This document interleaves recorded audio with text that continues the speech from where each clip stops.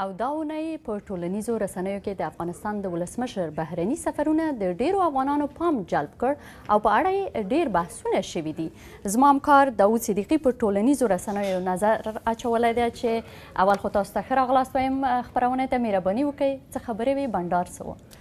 مننه. سلام تاسو ته، سلام ټول لیدونکو ته. بله لکه څنګه چې تاسو ویل د ولسمشر غني لومړني بهرني سفرونه دا اونۍ په ټولنیزو رسنیو کې د بحثونو په سر کې وو. ولسمشر غني د عمرې د ادا کولو لپاره سعودي عرب ته ولاړ، بیا ورپسې چین ته په یو رسمي سفر ورغی. که څه هم چې چین ته د ولسمشر سفر سیاسي، اقتصادي او په سیمه کې د اړیکو له پلوه ډیر مهم دی او په ټولنیزو رسنیو کې یو شمېر خلکو په دې اړه خبرې بحثونه هم کړي دي، خو په زړه پورې دا ده چې ډیرو خلکو د ولسمشر غني د جامو په هکله ډیر بحثونه کړي دي. ولسمشر غني واک ته د رسېدو نه وروسته دا لومړی ځل و چې له دریشي سره ولیدل شو او ډیر افغانانو چین ته د هغه په رسمي سفر کې د هغه جامې خوښې کړې.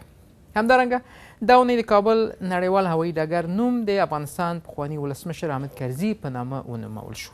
که څه هم چې ډیرو افغانانو دا کار ستایلی، خو هغه څه چې په ټولنیزو رسنیو کې د ډیرو پام جلب کړ هغه د همدې هوایي ډګر د لوحې خبره وه چې املایي ستونزه لري.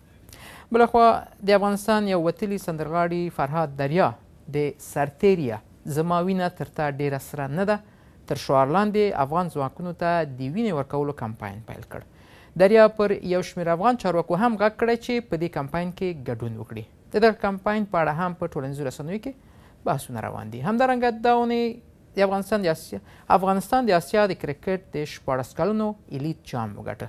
په قطر کې د افغانستان د هانګ کانګ لوبډلې ته په ماتې ورکولو سره د اسیا د شورا د کرکټ د 14 کلونو جام وګټه. دا خبر هم په ټولنیزو رسنیو کې د سپورت د مینوالو له ګرم هرکلي سره مخ شو او همدارنګه دا اونۍ زموږ د اونۍ په زړه پورې انځور هم د افغانستان د 14 کلونو ځوانانو د کرکټ ملي لوبډلې انځور دی چې له ګټلي جام سره کابل ته له ستنېدو وروسته له ګرم هرکلي سره مخ شول.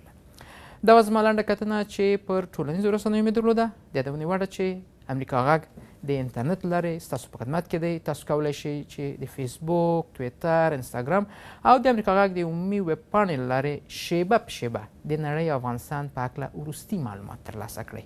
مننه. داود جانه تاسو نه مننه. جالبه معلومات هم راټول کړي وو. ښه ورځ تاسو ته غواړم.